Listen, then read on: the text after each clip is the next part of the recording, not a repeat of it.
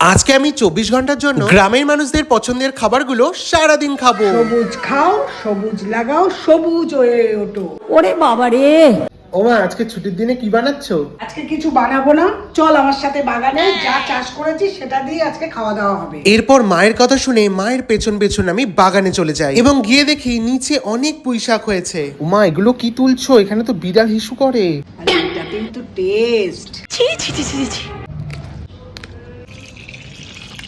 এবার তোকে আমি খাওয়াবো পুঁই পাতার পকোড়া। পুঁই পাতার শাক শুনেছি, পুঁই পাতার পকোড়াটা আবার কি? সেটা তো না বুঝলেও চলবে, কিভাবে রান্নাটা করছি সেটা দেখ। খেয়ে দেখি তো কেমন খেতে। আরে বাস, এটা তো দারুণ খেতে। বলেছিলাম না, এবার দেখ তোর জন্য কি খাবার বানাই। এটা তো পেয়ারা গাছ, এখান থেকে আবার কি বানাবে? পেয়ারা পাতার পাতুরি। প্রথমেই দেখি আমার মা ছোট ছোট করে পেয়ারা পাতাগুলোকে কেটে নিল, তারপর মটর ডাল বাটা, কালো জিরে আর হলুদ দিয়ে ভালো করে মেখে নিয়ে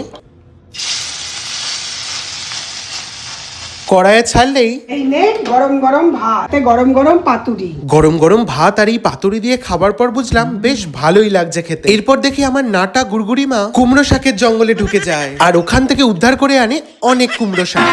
अभी मजा आएगा ना भिड़ो। চলো এবার দেখি তো মা কিভাবে কুমড়ো শাক বানাচ্ছে। এটা সবাই জানে রে। কই, আমি তো জানি না। ব্যাস, উপর দিয়ে একটু ডালের বড়া ছড়িয়ে দিলেই আমাদের কুমড়ো শাক একদম রেডি। এবার শুধু গরম ভাত দিয়ে খাওয়ার পালা। এবার তোমরা বলো তো যে তোমরা গ্রামে থাকো না শহরে থাকো, আর নেক্সট কি ফুড চ্যালেঞ্জ দেখতে চাও কমেন্টে লেখো।